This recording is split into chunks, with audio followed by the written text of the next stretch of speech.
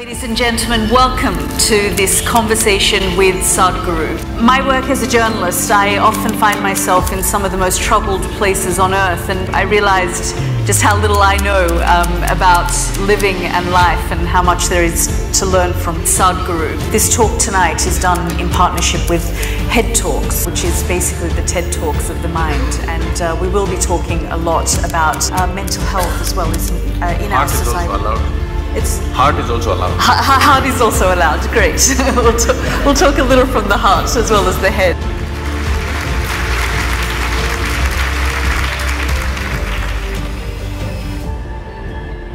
Seldom do we see this number of people turn out to one of these events queuing for hours beforehand.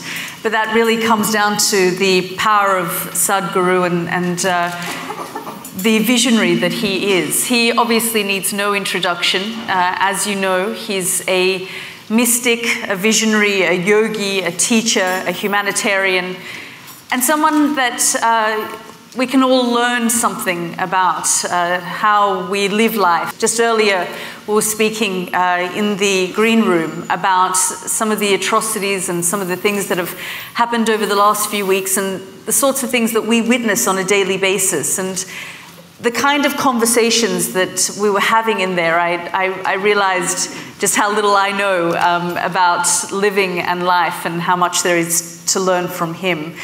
So I hope that you find tonight, in a way, something that you can take away from his words of wisdom. So I'll pass it on to Sadhguru.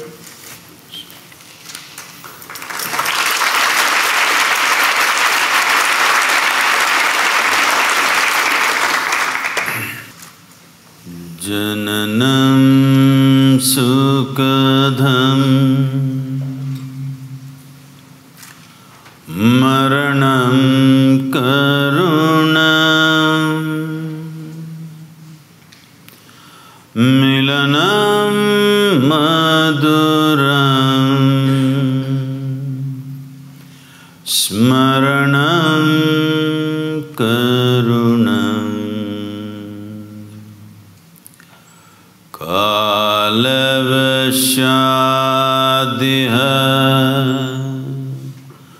Sakalam Karunam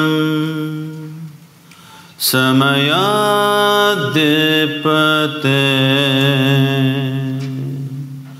Akilam Karunam. Good evening. Good evening, everyone. Sadhguru, can you tell us a little bit about that chant and what it means? Well, I'm just not going by the word meaning, but the overall meaning would be, birth is a certain pleasure and joy, but death is compassion. When you have lived enough, the relief of death is fantastic. The worst thing that could happen to you is that suppose you have to live forever.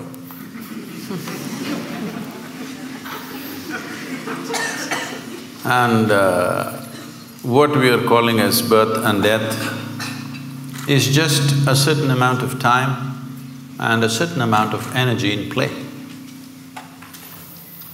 Time-wise, no matter who you are, what you are, for all of us, time is rolling away at the same pace.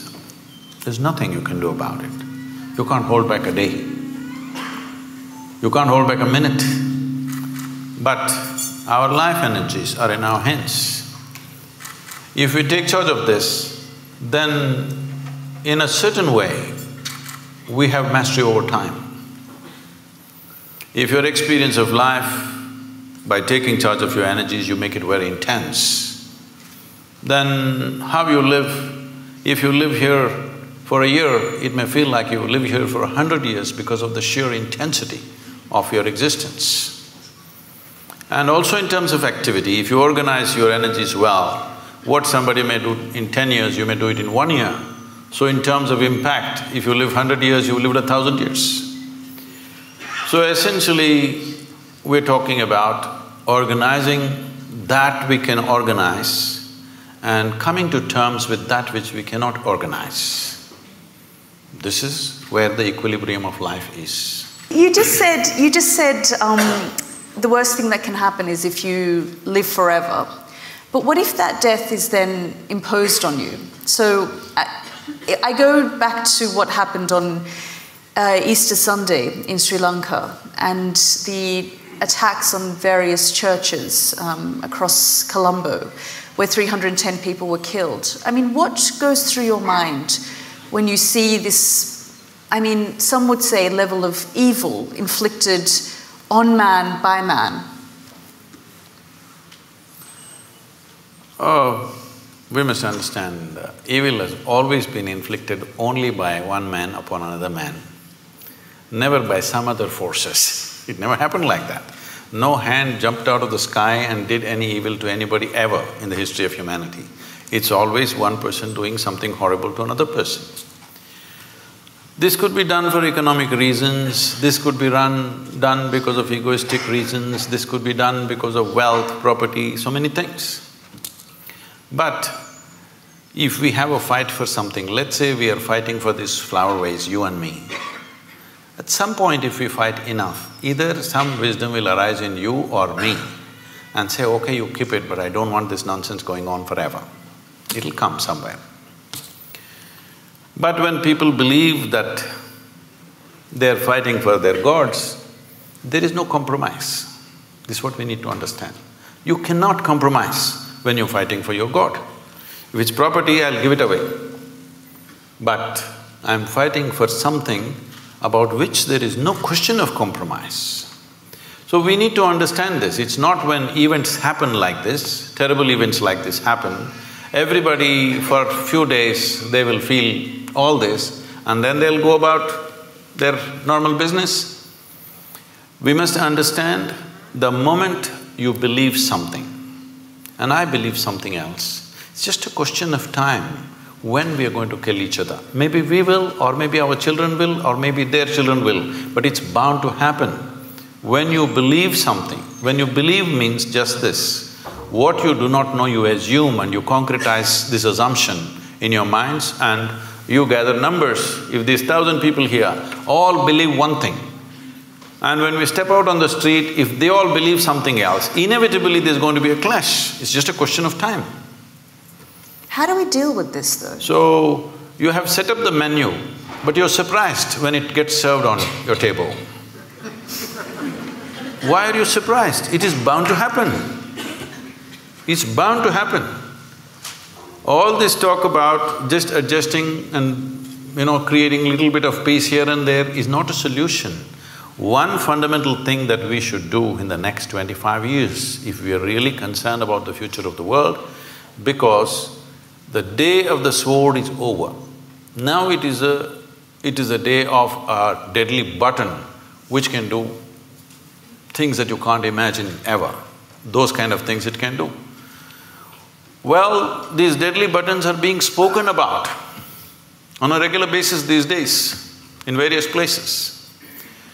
So when this kind of capability is there, it's important in the next 25 years, we have to establish in the world, your religion is your personal pursuit, do whatever the hell you want. But it cannot be a national or global agenda. This must be set 100%.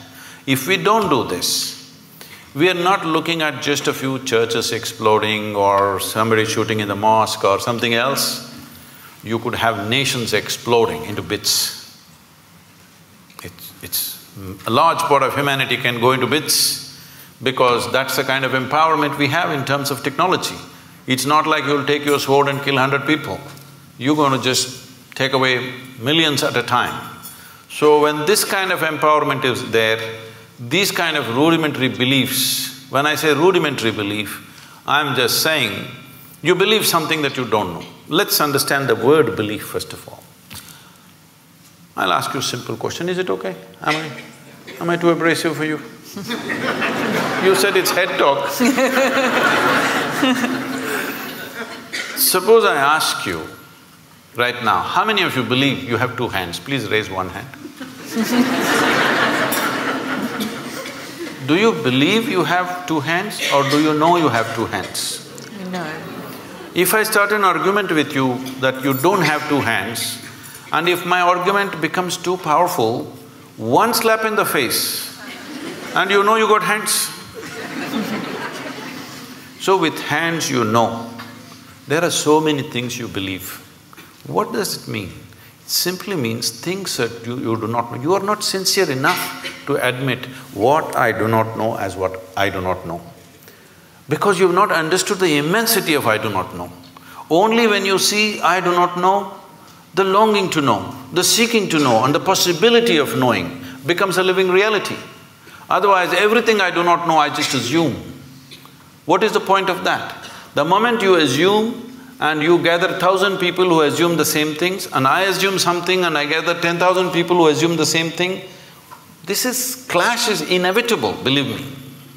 But it's easier said than done to say, well, in the next 25 years we need to get out of this mindset.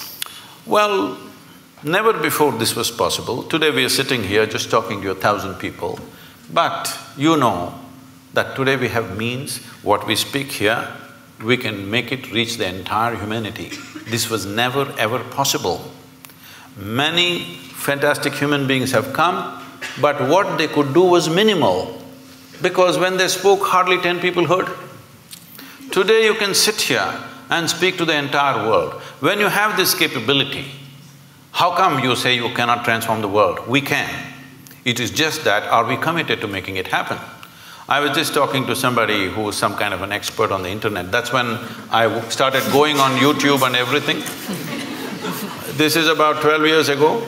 I was talking to someone in United States who is some kind of an expert on the internet affairs.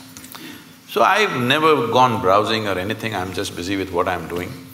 So I just asked, what are people looking for hours on end they're on this net?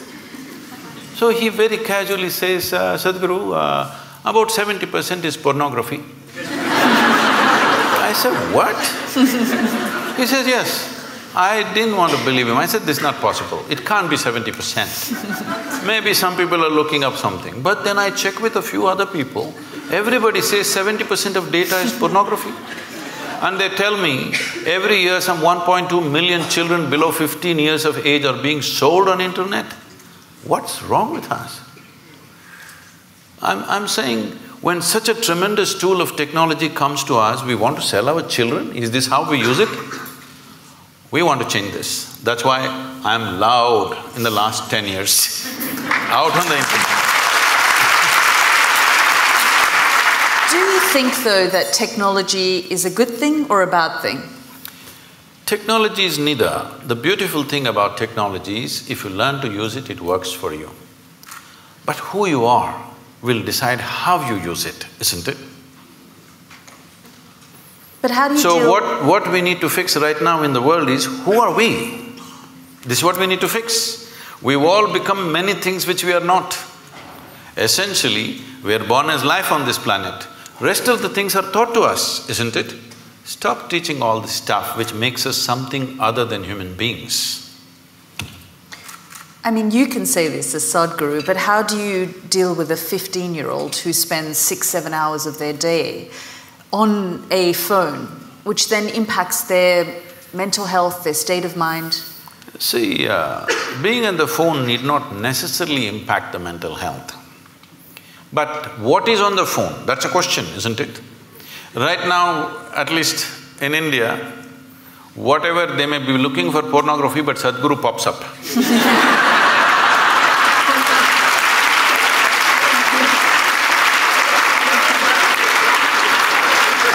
I'm telling you, I'm saying this with a certain glee, because you know, I'm just walking in Bangalore city. Some 12, 13-year-old boys, from a bunch of them, they say, hey, Sadhguru, Sadhguru, and they come running. I said, hey, you idiots, how do you know who I am? They said, no, we watch your videos, Sadhguru. I said, what? Your mothers must be forcing you to watch my videos? They said, no, in our class, all of us are watching your videos. I really inquired, and I find in every school that I go to, at least 20 to 30% of the children are watching our videos. I'm telling you, when I was 15, nobody could ever get me to watch a goddamn spiritual video, all right? No way. But today, children are watching. So, this is a new and a fantastic development. So, phone is not the problem. What is the content you're putting on it and who is putting on it? Children are putting? No, adults are putting. Everything has become commerce. So, children are playing video games. Whatever, some… in India, some PUBG, what is it? Because I came to know about it because the Prime Minister mentioned this See, it seems whatever, 2-3 hours a day, you're practicing how to kill this one, this one, this one and this one, okay? I'm shooting. When I am 12, 13, it may be okay. When I become 18, don't I want to get a little real? Am I happy just shooting them on my phone? I would like to really shoot them, please understand this. You think I will be satisfied just shooting people when I think it's the right thing to do? Whoever appears, I shoot them on the phone. You think my instinct of wanting to shoot people that I see will be satisfied just on the phone? You are living somewhere. It's not reality. So when we are putting our children through this and we think they are violent, they are wrong, no, this is the kind of content you're giving them. Can't we change the content to whatever extent we can? I mean, but there are a lot of studies that have been done that the internet is causing a lot of angst for young people. See, these studies goes on about everything. What is not causing angst, tell me? Everything is. And these studies keep changing all the time. Yes, there is some kind of impact of a screen time because of the type of light it emits. People lose their ability… because they're going on this late night, they cannot sleep properly. Because they cannot sleep properly, next day morning there are many troubles. All these things are rolling up. Today in United States, they have technology de-addiction centers where like AA or something, they have technology de-addiction centers where people go there and it's a big thing that you can live without a phone. It's a huge achievement that you kept your phone away for whatever number of days. So, technology is not the problem. Compulsiveness is the problem, isn't it? If you're compulsive, even the food that you eat, if you eat compulsively, won't you get sick? So for compulsiveness, there's only one cure, consciousness. There is simply no other cure. You can make adjustments. Can I say a joke? Is it okay? Please, of course. On a certain day, an office colleague, a young woman, asked Shankaran Pillai that, if she could get a lift in his car. So, he took her in the car and he was driving. When it got a little lonely part of the road, he pulled the car aside and he suddenly became like an octopus. That is, his limbs were all over her. She pushed him away and said, "You fool, what are you trying to do? I thought you were a decent fellow and I came with you." He said, "I'm sorry, I quit smoking."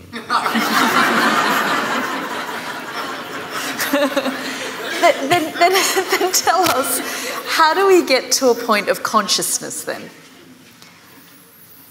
How do we not take our impulse from smoking to something else?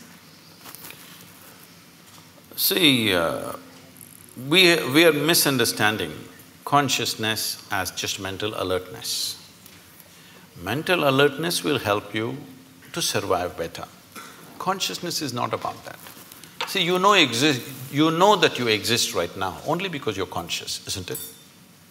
You are conscious right now. That's why you know that you're here. Suppose you fell asleep.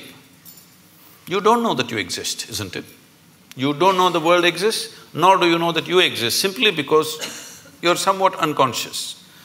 Does it mean to say you're completely unconscious? No, you're still conscious when you're sleeping, but not conscious enough to notice the presence of many things. So consciousness is not whether it is present or absent, it is always there. The question is only the intensity and the volume of it. If we have to use an analogy, right now see, the lights are focused on us, so both of us are clearly seen. There are people hiding in darkness. Suppose you dim the light further, all these people will disappear, only two of us will be there. If you increase the voltage, suddenly they will all appear. They were always here. They were here all the time. Because the lights were dimmed, I could only see you and nobody else. If the lights were up, then you could see. This is all consciousness sees.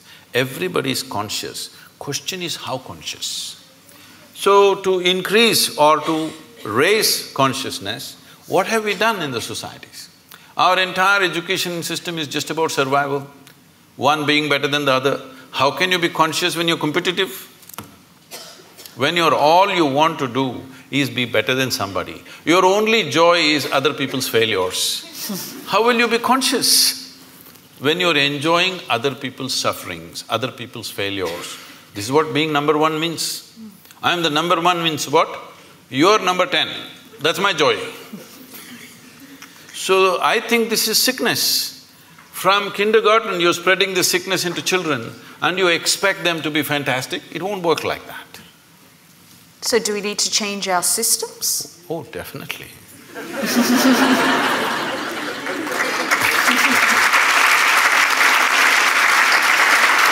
See, right now, it is anyway going to change in the next 5 to 10 years, not because people are going to become conscious, simply because of artificial intelligence. For a long time, I always wondered, even when I went to the school, an idiotic person who's read a book a few years ahead of me suddenly is acting like they're something superior. Just you read a book few years ahead of me, and how come you're so superior? I don't understand this. If you're a scholar, you read a few books. If you're a religious person, you read just one book and somehow you're superior. How come just by reading one book ahead of me, you become a superior life? All this is going to be demolished in the next 5–10 years' time. My phone will be able to do 10 PhDs a day. It has enough memory to do that. So all scholars, religious people, people who just keep on vomiting their stuff that they've read elsewhere, this will be nothing. This will be nothing.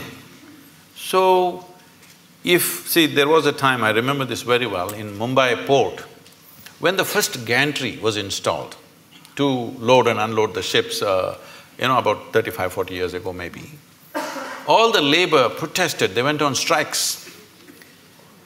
Then I was in I'm interested in this thing, so I was visiting some ports recently.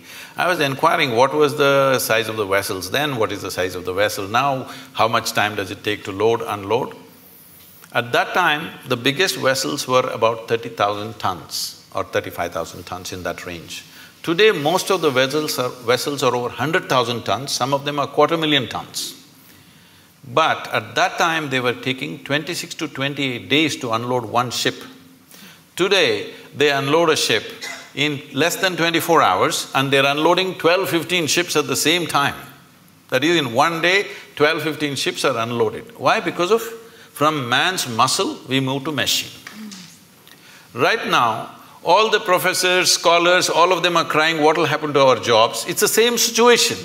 What you could do with your intellect, a machine is coming which can do better. My first brush with artificial intelligence, as I saw it, was when I was 13 years of age. Today's children, everybody is on the iPads and screens all the time. When I was 13, for the first time, I saw a flatbed calculator. So somebody brought it to school, I had never seen anything like that. They said multiplication, tuk, tuk, tuk, tuk, tuk, tuk, tuk, tuk, tuk. Just came. Immediately I felt offended because if it can be done like this, why the hell are they torturing me in the arithmetic class?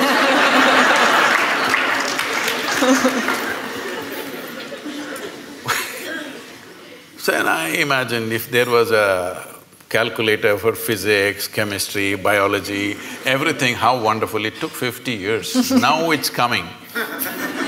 All the best for the children of the future, because they don't have to go through this torture of simply trying to retain something in your memory and believe that your memory is intelligence. Your memory is not intelligence. Your memory is a certain capability, all right, but intelligence is a different dimension of life. Consciousness means pure intelligence. unsullied by memory. Now if I look at you, oh, I know Yalda, oh, she's good, she's bad, she's my friend, she's my enemy, this, that, so much nonsense in my head. What happens now is, I don't see you the way you are right now. Yes? If my intelligence is sullied by my memory, I cannot see you and experience you the way you are right now. If I don't see you right now the way you are, I cannot see this flower the way it is right now, I cannot see the sunrise, I cannot see the sunset. For everything I have a stupid meaning in my head. There is no meaning in the phenomena of life. There is no meaning to sunrise, there's no meaning to a flower, there's no meaning to a cloud, there's no meaning to anything. It's just that it's fantastic, that's all. Meaning exists only in the psychological framework of the human being, and these meanings are simply because we are constantly dipping into our memory. In traditional terms in India, when we see people living out of their memory, we say, ayyo karma. That means past memory is ruling them, they will never experience life, they will just recycle the same stuff. Is it possible to shed or leave behind memory? I'm sorry? Is it possible to shed or leave behind your memory? See, you don't because have to it's shed part of your your identity. No. If you shed your memory, you will again walk into the same pits that you walked in the past. Memory is not to be shed, it needs to be carried little loose, that it is not sticking to you all the time. See, your entire body right now is just memory. There is evolutionary memory, there is genetic memory, there is karmic memory, there is conscious, unconscious levels of memory, articulate and inarticulate levels of memory. In yoga we identify your existence as 8 dimensions of memory. This whole thing is memory, isn't it? See, you may not remember how 10 generations ago your great-grandmother looked like, but her nose is sitting on your face. Body remembers, isn't it? 100%. It doesn't matter where you go, what you do in your life, this body retains every bit of that memory, isn't it? So, this existence is memory, but do you want to use this body and this bank of memory that you have in your mind as a platform upon which you sit, or do you want to carry this on your head? This is the difference. Being conscious means you sit on this platform. Being unconscious means you carry it on your head, the burden of it. You mentioned artificial intelligence. Are you worried about the future? No, this is the best time for me.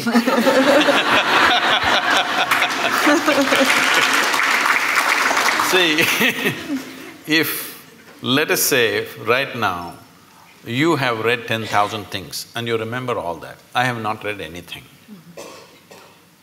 So, the value that you have is only the memory you have. But now I have a little gadget which knows 1,000,000 times more than you know. So now what is the value for you and me? What kind of a human being I am is the only value, isn't it?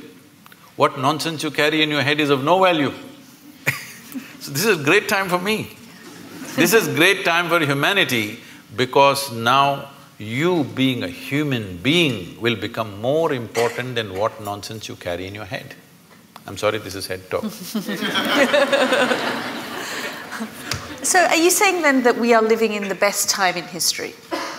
Definitely. Is there any question? Never before human survival was as well organized as it is today. If you had to start your morning, you had to take a bucket and go to River Thames, which is a mile away, and carry this bucket full of water. Tell me in this room, how many people are even fit enough to carry a bucket full of water for a mile? Now we're complaining because the warm water is not coming. There are two knobs you have to turn for warm and cold water. You want a single knob, so people are freaking in the morning. 2 knobs have to handle. So, survival is better organized than ever before. When our concern was survival, we couldn't pay attention to other dimensions of life. See, once you come as a human being, if you had come as any other creature, stomach full, life settled. Once you come as a human being, stomach empty, only 1 problem, stomach full, 100 problems. Why this is so is, our life is not fulfilled with survival. When our survival is in question, we are just like any other creature. Only when survival is fulfilled, the dimensions of being human kicks in into our experience. When you're thinking of where is my next meal, we don't expect you to be very human. You lose it in many ways. Now survival is settled for a large part of humanity. Unfortunately, there's still populations for whom it's still a struggle. But I would say at least for 60% of the population on the planet, for the first time, survival is better organized than ever before. The world is safer than ever before, though people are constantly complaining. Well, you're talking about Sri Lanka, yes, it's an unfortunate incident. But 1,000 years ago, if 1,000 people died just 100 miles away, you would be sitting here thinking world is super peaceful.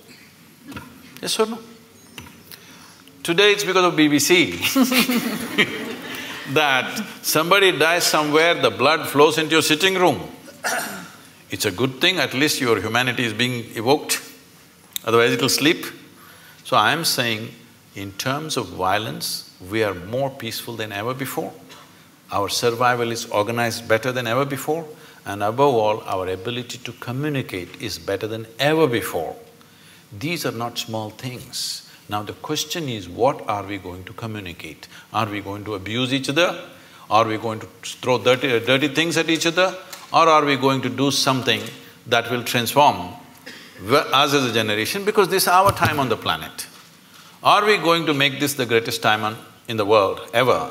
Or are we going to let this pass? That's all we have on our hands. What else do we have? That's all we have. All we have is a little bit of time, isn't it? Hello? All we have is a little bit of time.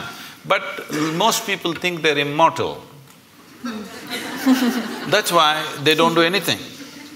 Because they think only other people die. They don't understand you and me will die. When we are born, we are geared to die. So it's only a question of time. Time is ticking away right now. As you sit here, from the time we came and sat here, we're 20 minutes closer to our graves, all of us. Yes, if you're conscious, if you think about death once in a way, it'll become a morbid thought. But if you're conscious that you're mortal, you would organize your time in the most productive possible way, isn't it? Are you worried about global leadership though? I mean, you say we're living in the best time it's the best time for us in terms of survival and technology, but if we look at the global phenomenons at the moment, I mean, even if we look at what's happening in this country with Brexit and identity politics and people feeling like they need to belong to a certain type of thinking or group on either side of the spectrum, is that not dividing us more and more? See, I think this reaction is happening not just here, in many places across the world. I've been talking to media and others saying, don't push the pendulum too much on one side, it'll inevitably swing the other way around. So people have been pushing it too much on one side about politically being correct, saying the right word, not the right thing. The right word you must use. If I say mankind, women will react. I'm saying, is everybody so screwed up in their head, all the time they're discriminatory? I don't think so. Some people are, of course. But today it's become like this. You know, it was very natural for me, if you see a child, you want to pick up the child, you want to do something, you want to talk to them, you want to hug them, whatever, because it's like a fresh flower. But today, you don't know whether to touch the child or not. Because people are making such a big deal about it.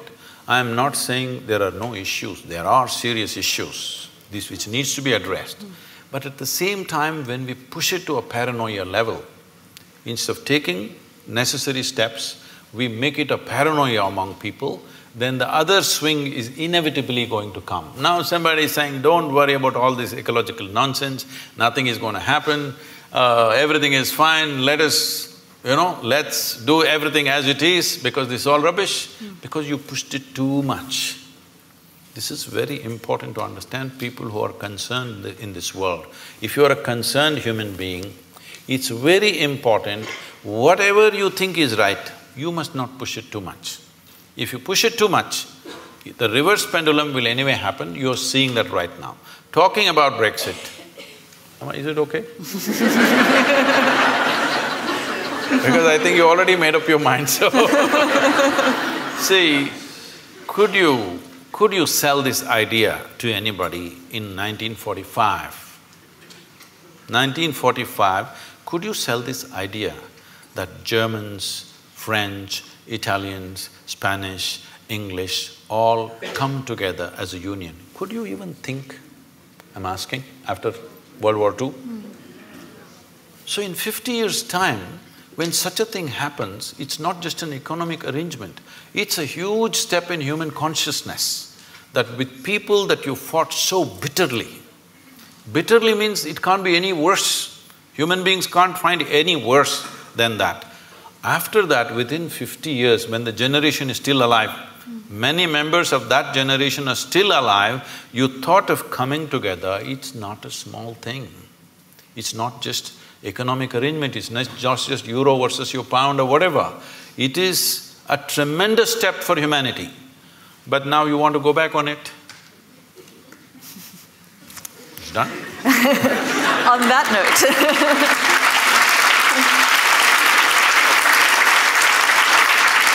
On that note, I just want to open up to the audience and give you a chance to ask some questions from Sadhguru. Just stand up, introduce yourself, and we'll start here on the front row. I'm Meenakshi and I work in technology, Sadhguru. So thrilled and privileged to be here, feeling blessed. Thank you. My question is that in Kali Yuga, is it possible to take the Advaitic meditative route to try and get in touch with your consciousness without a guru and the guru mantra? Or should one pursue Namasmaran and Bhakti Marg as the way one tries everything but is flapping in the wind? See, you're a technology person, and I'm asking all of you.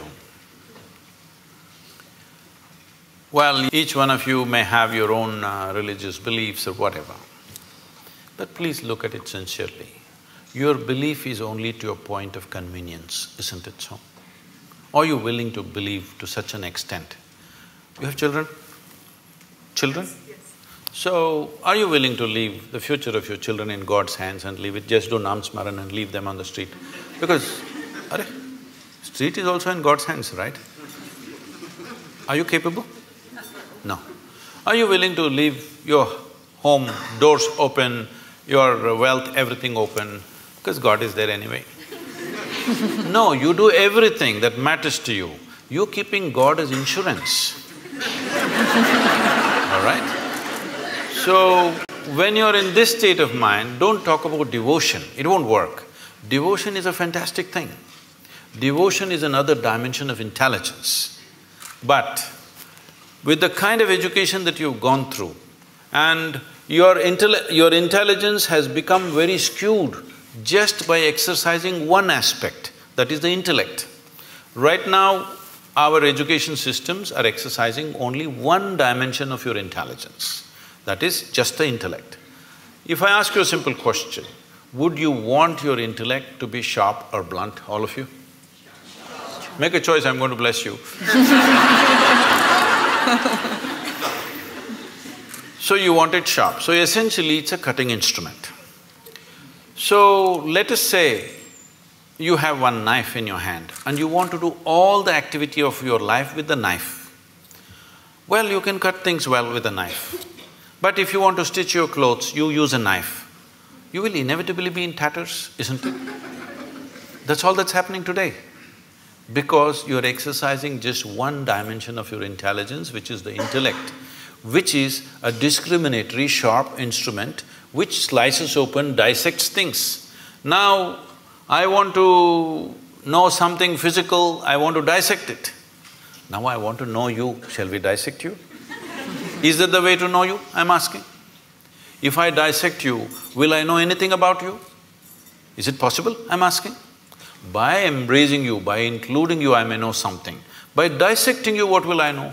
What will work for a physical substance, you're trying to apply to your own life. It's not going to work like this. See, the more educated people are becoming, the more disturbed they're becoming, Education should have settled them, isn't it?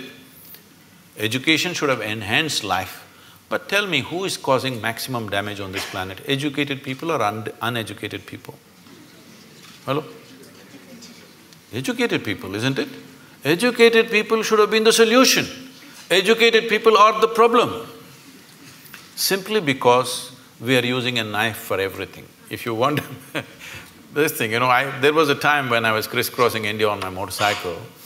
So one whole night I've been riding. I'm somewhere between Madhya Pradesh and Uttar Pradesh, I don't know which state, somewhere around there in the border. So early morning around 6:30, I end up at a tea shop. Full night I've been riding. Then, people who ride motorcycles, they will know one problem is always that every 500 kilometers those days, the chain will become slack. So you have to take off a link and put it back, tighten the chain. This is a very easy job, but it's messy because of the grease and stuff, your hands will become messy. So I'm just about preparing for breakfast, I'm not willing to mess. Then I see on the opposite side a shack which says Mubarak Mechanical Works. Then I see a young boy there and I say, hey, can you tighten my chain? He said, yes, full enthusiasm. Then he goes inside and brings his tools. What he brings? He brings a chisel and a hammer. Then I say, what, you going to do with that? He said, yeah, I can do it. I said, wait. Then I walk into his garage and look, only what he has is chisel and hammer. He can fix it, but after that, that's the end of it. So right now, this is what you're trying to do. You're trying to fix everything with the sharpness of your intellect. You will become a mess. The more you do it, more mess you will become. Only satisfaction you have is, you know words and things that other people do not know, but you are a total mess. Yes, because the other dimensions of intelligence have not been opened up in this society, largely. Not everybody, but largely. There are no systems to open up other dimensions of intelligence. So when we say devotion, we're talking about a completely different dimension of intelligence. Devotion is not about belief. Devotion is not about going to a temple, church or mosque. Tell me, is there anybody in this world, either in sport, art, music, business, spirituality, whatever, has anybody done anything significant without being absolutely devoted to what they're doing? Has it happened? So devotion is another dimension of intelligence. If you exercise that, life will be very beautiful. But it does not mean that you can simply believe that devotion has become deception because it's a deal. Right now the deal is like this, dear God, I will give you 10 pounds, will you give me million? I'm saying, when there's not a single idiot on the streets of London who's willing to make such a deal, how come the source of creation is willing to make such a deal with you? So what do you think of organized religion then? I generally don't think about it.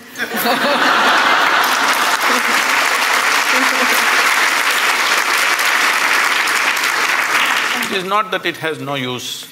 See, if there was no religion, a lot more people would have lost their mental balance. It is a very inexpensive way of psychiatry. No, I'm saying, see, I want you to understand, the line between sanity and insanity is so thin. Don't think there are insane people and sane people. Every one of you are crossing the line here and there. Some people are not able to come back, that's all the difference is. Yes or no? Well, aren't you saying with somebody, I'm mad at you? So you are not mad at anybody, you're just mad, that's all. You are able to go mad for some time and come back, so you think you're normal. Somebody went there and could not come back, it became a terrible problem, all right? So, do not assume sanity is some kind of sanity is some kind of an established status for you. No, today you may be perfect, tomorrow morning you may be gone. Do you understand? It's very much possible. Like today you're healthy, tomorrow morning you may be talking about terminal illness, it's possible for any of us. So the same thing is possible with mental illnesses also. It is not to be taken lightly. But I'm talking about not exercising different dimensions of intelligence in a human being. Making an education system which is all like a factory extruder, everybody has to come of the same shape and form. This is causing enormous distress in human societies. Yes. It's very nice to be with you, Sadhguru. I wanted to know about Adiyogi because I've learned and I studied some yoga for years and I never heard about Adiyogi except from you. Oh, you thought Madonna invented yoga, is it?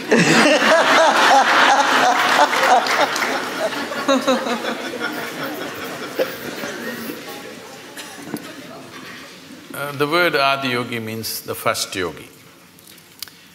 We don't know the exact time, but it's somewhere over 15,000 years ago. That much we know because of certain relics we have found and certain things that have been said, certain astronomical phases that they've talked about. Based on this, we estimate it's over 15,000 years ago, we don't know the exact time. So the significance of Adiyogi is this: for the first time, for the human beings, he said, if you are willing to strive, you can cross all the limitations that nature has set up for you. Only thing is if you're willing to strive. And above all, the most important thing of this is, he's the first one. I don't want to take the credit away from the English people. Charles Darwin spoke about evolution about 150 years ago. You had a 200th birth anniversary recently. So, Adiyogi spoke of evolutionary process over 15,000 years ago. He spoke in a different language. When they asked how life happened, what is its beginning, what is its end, when his disciples asked him, he said, the first form of life was fish. Second form of life, he said, is a turtle, of amphibious life. That means life is moving out of water, finding its way on the land. You Indian people know about the 9 avatars. The next one is an animal, usually is called a wild boar because wild boar is supposed to be the most physical creature among the mammals. So he says, it's a wild boar. Next one is half man, half animal. Next one is a dwarfed man. Next one is a full-fledged man but emotionally volatile man. Next one is a peaceful man. Next one is a loving man. Next one is a meditative man. The next one, which is yet to come, is supposed to be a mystical man. That could be you. Because if you pull out a small thing in your hand and start speaking to somebody in India or America, you're quite mystical. If you only… Yes. I'm saying, if only you had a phone 100 years ago, you could claim you're God and people would have believed it. Yes or no? So, he's not talking about individual people, he's talking about different stages of evolution. If you look at what Adiyogi spoke, in many ways it runs absolutely parallel to what Charles Darwin spoke 150 years ago. So he spoke about evolution and he said, till now evolution happened without your consent. Now you have the privilege to decide how far you want to evolve. He said, this is the most significant aspect of being human is this, that you decide your evolution.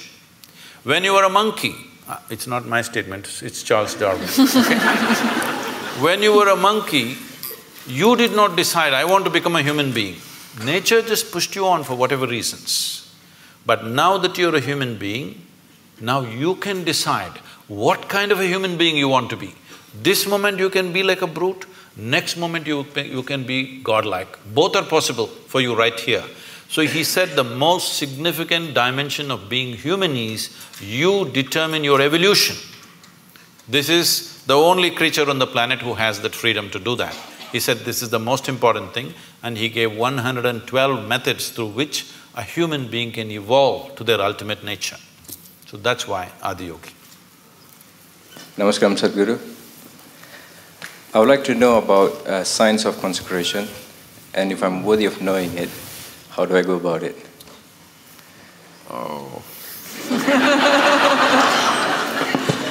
Well, we must congratulate Yalda, because in the next 3 weeks she will be a mother. Thank you.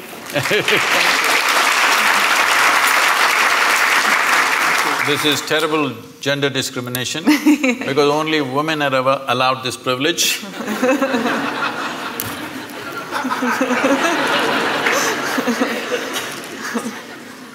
So, she was talking to me about how she's conscious when there is a situation in any place, given place, without any logic to it, conscious of certain energies and how different people and different forms and different spaces impact you. So the science of consecration is just this. The best material to consecrate is a human being. Because of all the physical forms on this planet, this is the most evolved physical form. The easiest thing to consecrate is a human being. But the problem with the human being is, every few minutes they'll make a U-turn. You can consecrate them right now, by tomorrow morning we don't know. So first of all, to get them committed to stay with whatever is given to them is a big issue, especially in today's world. Because of that, we consecrate other forms. We always want to choose a form or a substance, first of all, which is of the highest density possible, because physical form, its strength and its integrity depends upon its density. So we normally solidify mercury to do this.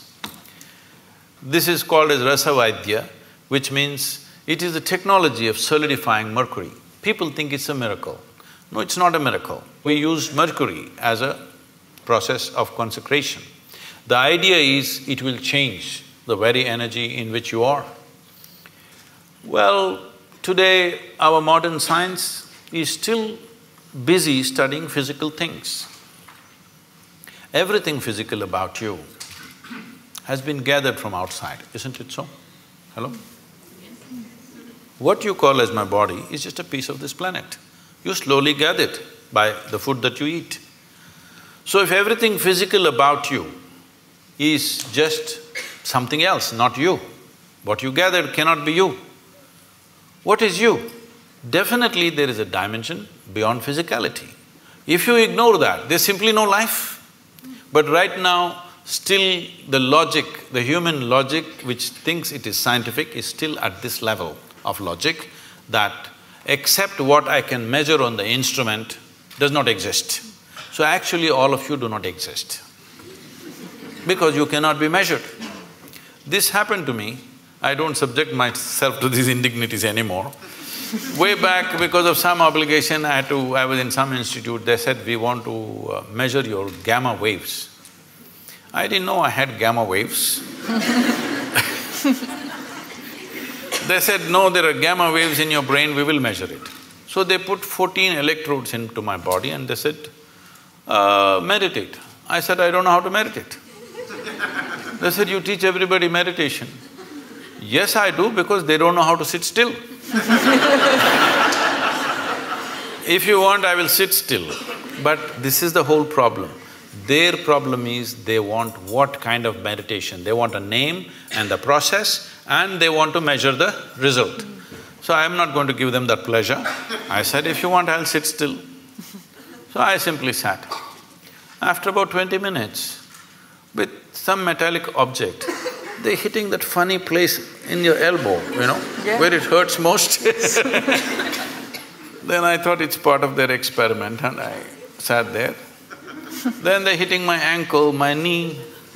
It became quite consistent and painful.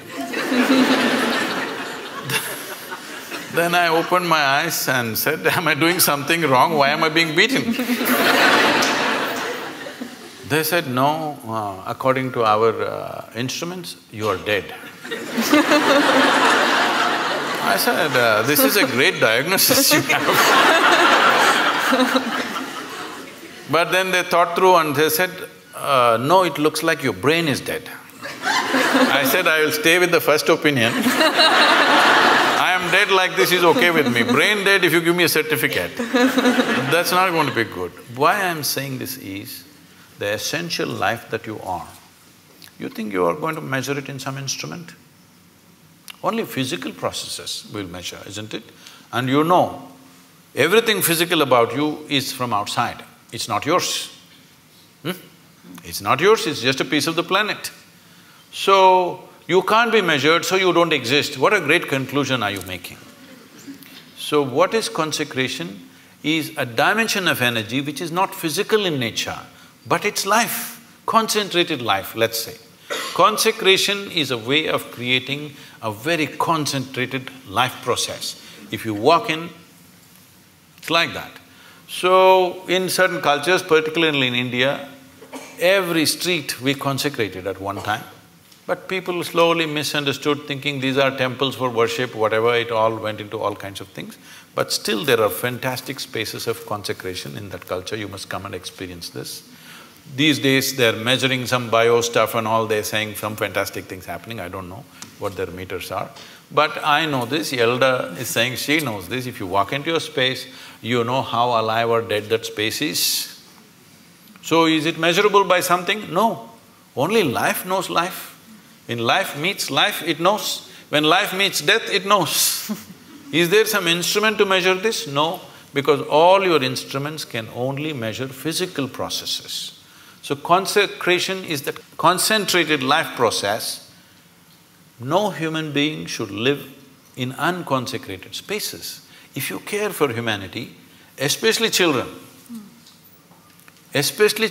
below 14 years of age, believe me, if you make sure they spend a certain amount of time in consecrated spaces, you will not have any of this nonsense about adolescence problems. See, right now, toddler… if you're an infant, diaper problems, toddler means he's running away problems, adolescent means some other problem, middle age means crisis, old age means horrible. When are you going to live, I'm asking? You're looking at life process as a problem. It's not a problem. You are making it a problem because you're trying to fit life into your intellect. No, your intellect fits into this life perfectly well. If you try to fit this life into this intellect, it's not going to work. So consecration is a dimension and a science and a technology with which you concentrate life in such a way, if you walk in, your whole energy system bursts forth. You will see we have created spaces like this. If people just walk in, sheer intensity, simply tears start flowing. They don't know why. Simply the intensity of the place, simply tears start coming. You must every day, your cheeks should be washed with tears of love, joy and ecstasy. If this doesn't happen, you're not living yet.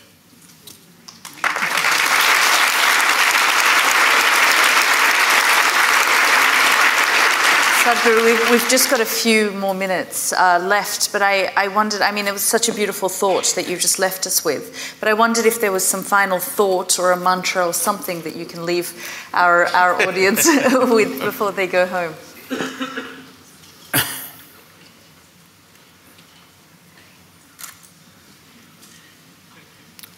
See, this is what I would like to change. To learn ABC, just 26 alphabets in English language. If you come to Tamil language, 212 alphabets, at least it's complicated. Only 26 alphabets. Tell me, how many years did you spend just learning the alphabet and learning to use it? Your basic education till high school, this is all you're doing, learning to use the language and using the language so that you can understand whatever comes your way, this is all. At least 12 years. 12 years you spent, one solar cycle that's called in yoga. One solar cycle you spent just to learn a language, to communicate with people. But to transform your life, you want a 2-minute mantra.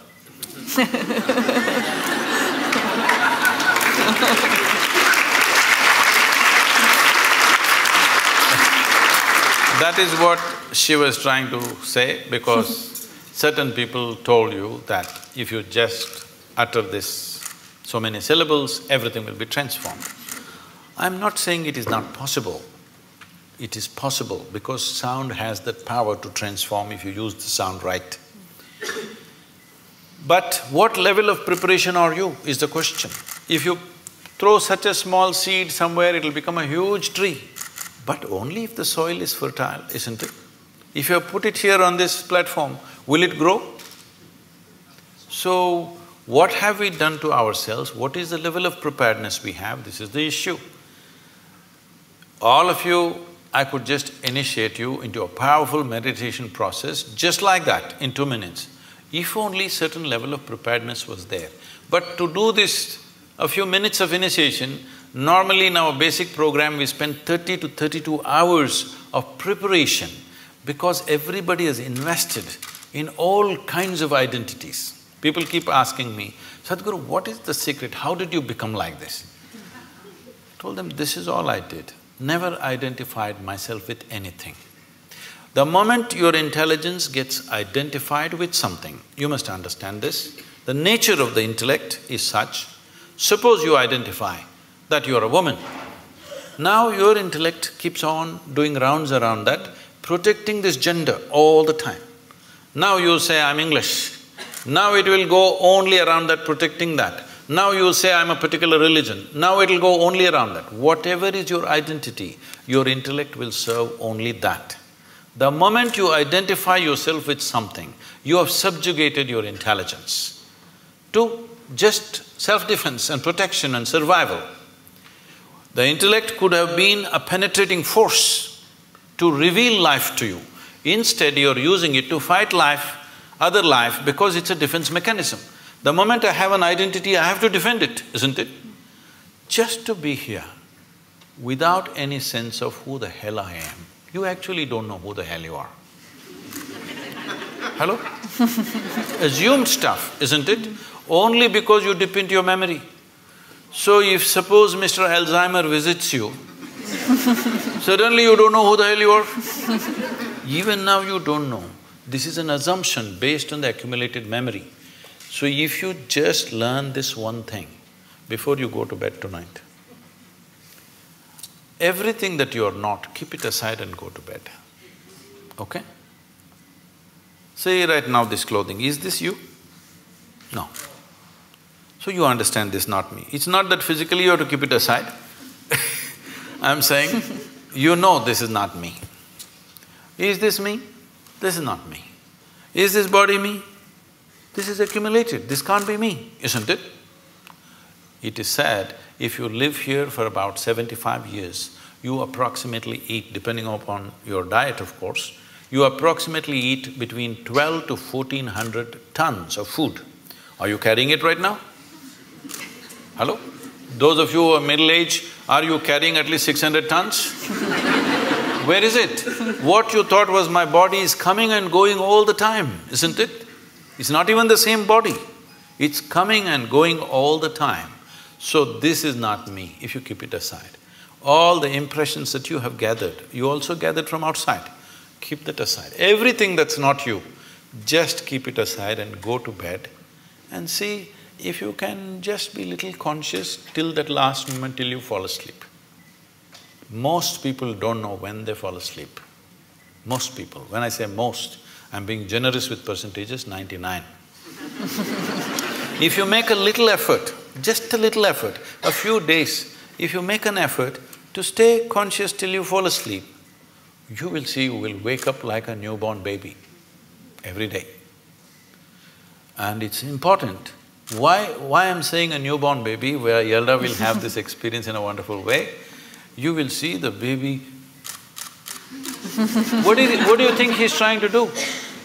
He's drinking life. You become like that. Why? Because you're just living in the capsule of your memory, you think you already got it. If you got it, you must be dead, isn't it? So people are practicing death in installments. See, if you're really super alive, it's fantastic. If you're dead, it's good.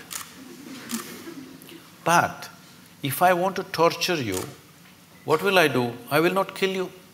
I will make you half alive. That's torture, isn't it? This is what is self-inflicted for most human beings right now. They're keeping themselves half alive and they're wondering why life is such a torture. I just asked a simple question about a year and a half ago when I was in London. I was speaking to a very prominent group of people. I asked, how many people in London city can sit in the evening peacefully, even without a glass of wine. They clearly said less than 1%. So, to be healthful, you need a chemical. Today, 70% of the people are on prescription medication of some sort. To be peaceful, you need chemicals. To be joyful, you need chemicals. To be ecstatic, of course you have ecstasy.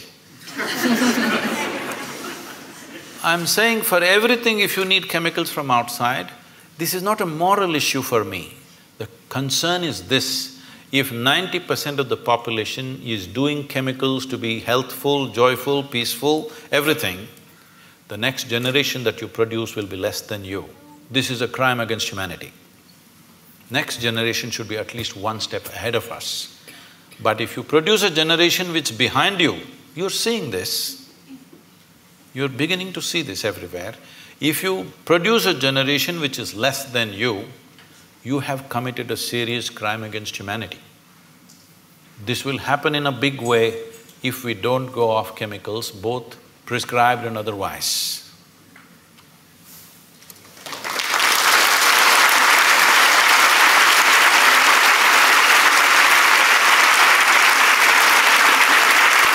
Thank you. Thank you, ladies and gentlemen. Please thank Sadhguru.